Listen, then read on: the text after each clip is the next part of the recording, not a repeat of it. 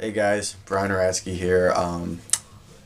Doing another video blog because it is absolutely miserable outside, and days like this, we just cannot find much to do.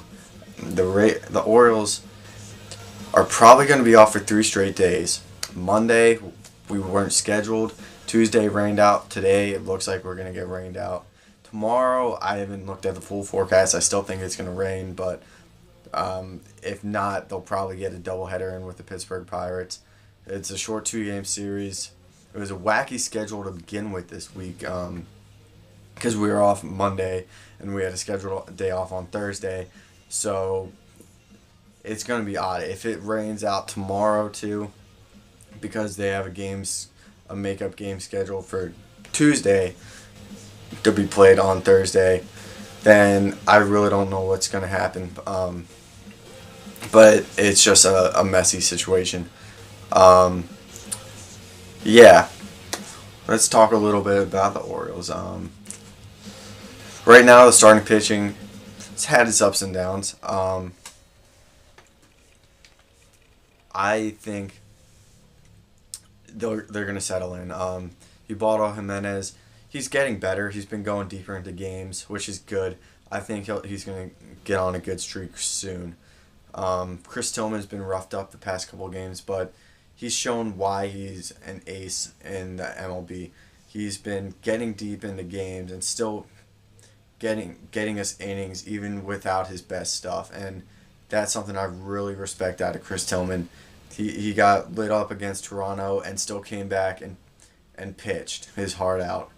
Um, he throws a lot of pitches. I just love his attitude. You don't get that out of every guy. Eric Bedard's someone who comes across as a complete opposite. Things start not going his way, he just quits. Tillman's not that type of guy, and you gotta really respect that. Um, Talking a little bit about the Ravens, they got the draft coming up. Not going to change my mind on what we really need. I think we really need to upgrade the offensive line still. We need a right tackle and better backups. Last season, we didn't have the backups we needed when our starters went down, and it was just a disaster. And we upgraded we upgraded the center position with Zuda, with Jeremy Zuda, but still, I don't even know if Gino Gradkowski is good enough to be a backup center after seeing him play last year. Maybe he develops, but I still think he's way too undersized. The Ravens still need a free safety, but that's something I think we can get later in the draft. The Ravens have had success drafting later round safeties that have been really good for the Ravens. DeWan Landry comes to mind, and a lot of other guys. Linebackers, we could use some depth. I think the Ravens really want to give Arthur Brown a chance to start this season.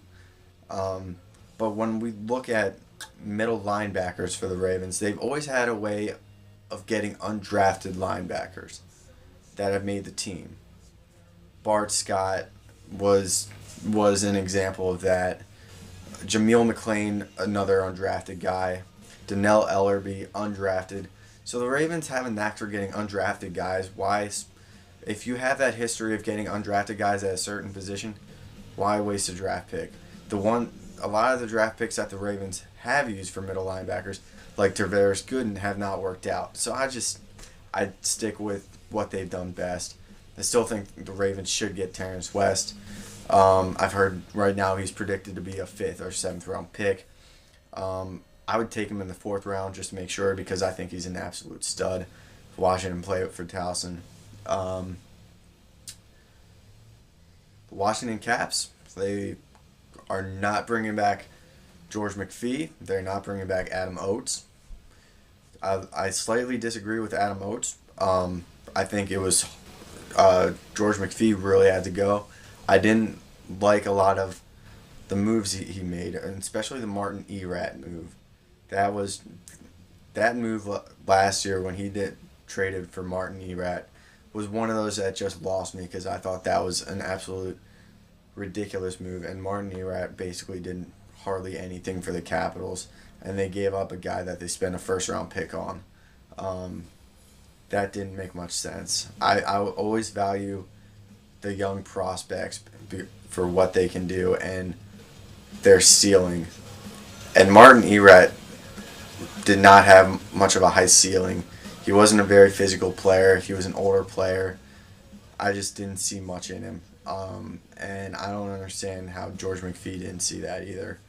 When a lot of fans called it out as being a bad deal, but he made it anyway. Things like that make me glad that George McPhee is gone, because I think he did not value the future as much as he valued the present. And that's why later on, like this year, the Capitals just did not have a good core. They did not have, and he's never really been good at getting good defensemen in. Part of that's the system that Adam Oates had, but I still think he needed to go. All right, so that's basically my thoughts on everything. Hope you guys stay dry today.